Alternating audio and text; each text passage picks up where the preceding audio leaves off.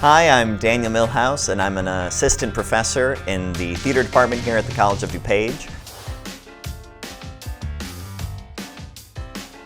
I remember watching movies and thinking those were real life. I didn't realize those were any careers.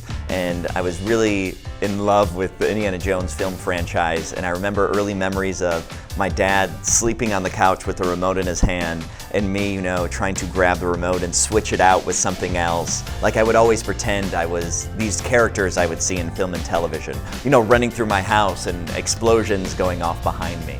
And then when I learned that it was a career where you could do all of those things is what made me really go, oh, I want to do that. I want to act so that I can be a detective, a dentist, and an archaeologist, rather than trying to decide which one of those careers I wanted to go in. The first play I ever acted in was a comedy called The Last Gladiator, and I played the comedic role in that. And something that really stuck with me was I remember saying these lines that were not my own, somebody else wrote for me, but having an audience all laugh. It was so infectious and contagious of being able to get someone to forget about any of their problems and laugh with an audience together at something I was saying. A big thing that I started to realize with acting was this collaborative atmosphere.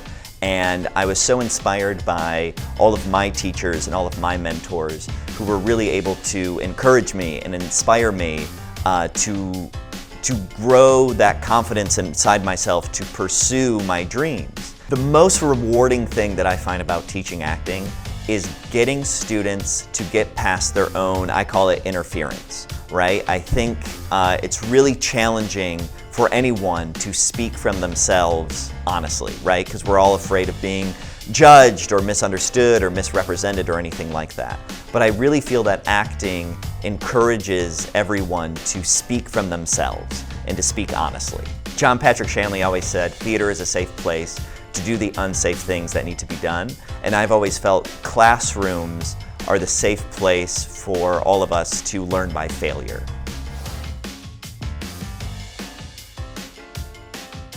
At College of DuPage, in collaboration with the MAC, we have the Buffalo Theater Ensemble, which is a professional theater company where our students can actually have the opportunity to get professional credit. They can work backstage as assistant stage managers, and this is one of a kind. We have a shadow program here at College of DuPage with Buffalo Theater Ensemble where students have the opportunity to shadow the professional actors in their performance. So they are learning how professional actors are making their choices. How do they infuse their blocking with intention? How do they create a character? And we provide those shadow students a shadow performance where it's an open show to anyone who wants to come and gets to see our students perform those roles and what they've actively learned from working alongside this professional theater company.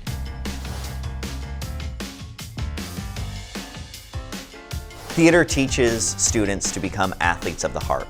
What that means is it really teaches us how to be in someone else's shoes, how to have empathy, how to understand where someone else may be coming from. It's how we can put aside any of our differences, whether they be different points of views or anything like that, and be able to just see the person there in front of you and tell a story and share something and connect with someone on the basic human level of empathy.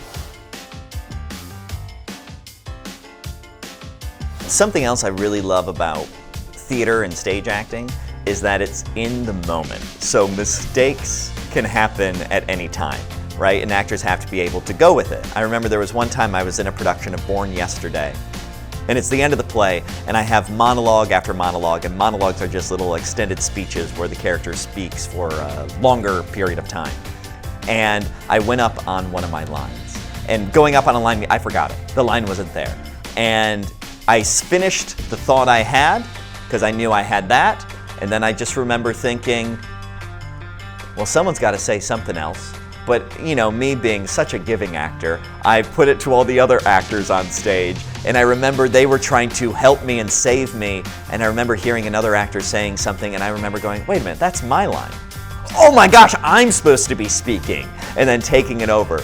But it was something, it taught me a lot about myself as an actor, because I learned how do you stay in the moment, right? Because you are telling a story, and also mistakes happen, and how can you make them seem that they aren't mistakes? Because audiences don't know. Ideally it's their first time seeing it, so they're not going to know if you mess up a line.